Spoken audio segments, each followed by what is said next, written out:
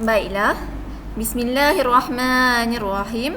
Assalamualaikum warahmatullahi taala wabarakatuh.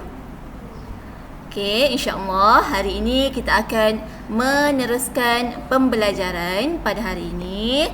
Ustazah harap anak-anak ustazah semuanya dalam keadaan yang baik. Okey.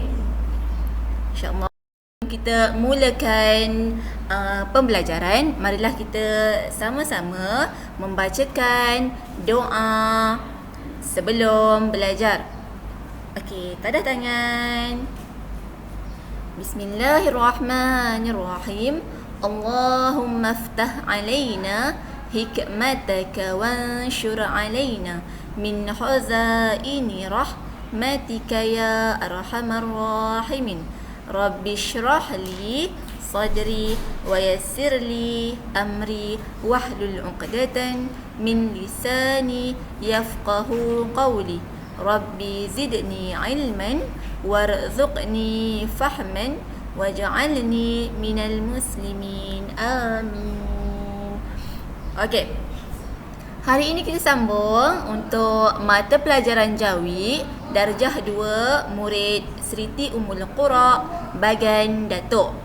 Okey, tajuk pada hari ini yang akan dibentangkan oleh Ustazah Nawal iaitu berkenaan dengan suku kata. Kita buat revision pembelajaran sebelum ini, suku kata terbuka, dan seterusnya tajuk baru iaitu I taling dan I pepet. Apa dia anak murid? I taling dan I pepet. Okey.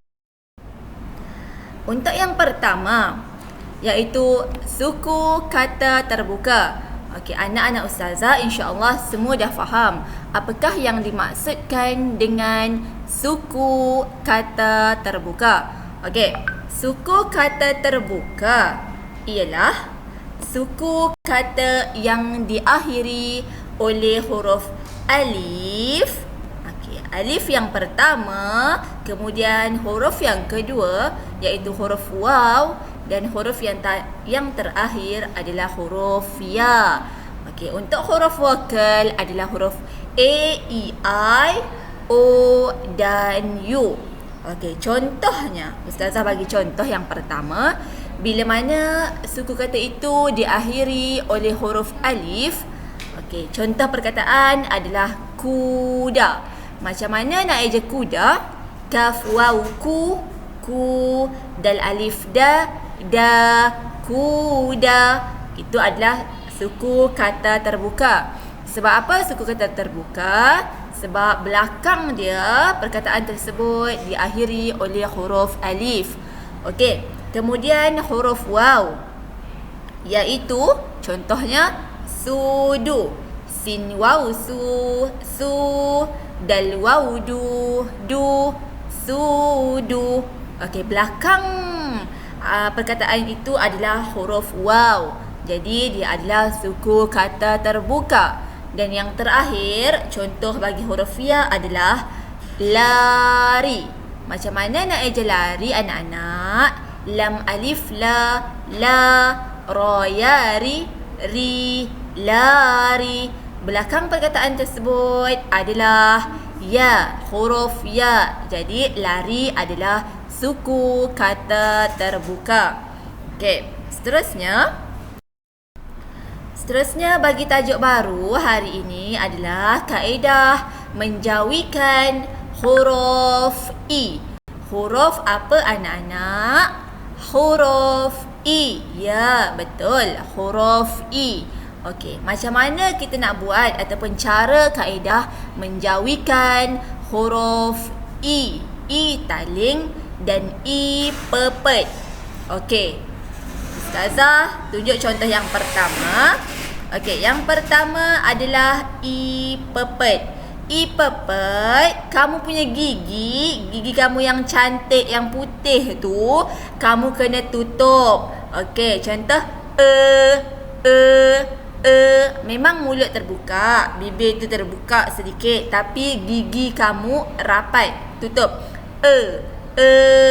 itu adalah sebutan bagi huruf I pepet.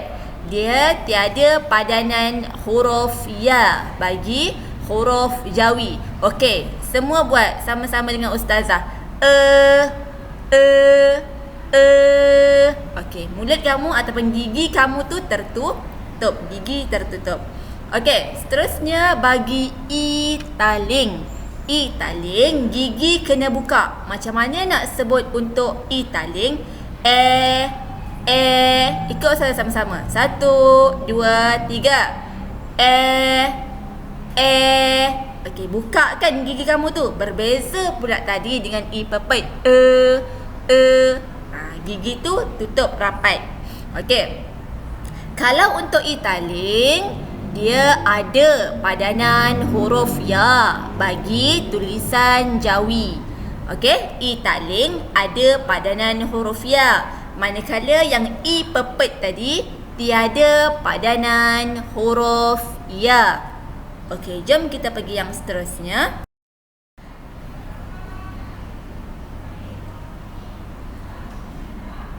Okey, I taling dan I pepet. Vokal suku kata. Okey, nampak tak huruf yang pertama warna pink ni? A, kemudian huruf I. Kemudian huruf I, huruf I, huruf U, huruf O. Untuk contoh huruf va, ustazah bagi contoh yang pertama sahaja. Kemudian kamu boleh sebut untuk huruf ya, huruf ha dan juga huruf nya. Kalau huruf va, ve,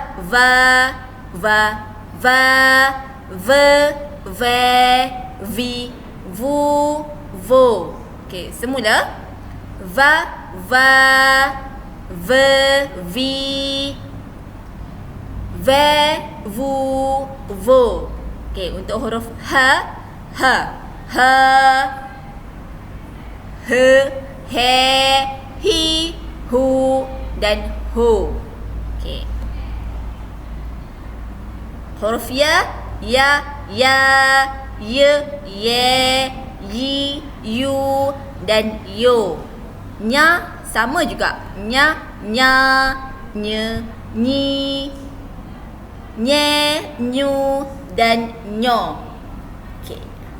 Sebutan untuk huruf I yang ada tanda sikit di atas tu, kamu boleh sebut dia sebagai ve. Dia jadi macam huruf I taling. Okey. Boleh faham ya? InsyaAllah. Okay. Seterusnya, untuk kaedah I taling. Okey. Ada padanan huruf ya. Ada padanan huruf apa sayang? Huruf ya. Ya ada 2 titik di bawah. Okey. I taling akan ada sama ada di awal, di tengah atau di akhir suku kata. Sama ada di awal, di tengah ataupun di akhir suku kata. Macam mana nak dengar ataupun contoh bacaan untuk I taling? Okey, I yang berbunyi seperti enak. Okey, apa lagi selain enak? Sebutan huruf I dia jadi huruf e. Okey, contoh ekor. Contoh lain bagi huruf I yang berada di tengah kata. Beres. Sebutan dia adalah huruf huruf I itu jadi huruf Okey. Bila mana dalam tulisan Jawi huruf I tersebut, sebutan itu disebut sebagai ataupun dibuat dengan alif ya. Ada ya di situ. Alif ya nun qaf na. Nak. Okey, boleh alif ya Okey. Seterusnya, untuk kaedah I pepet.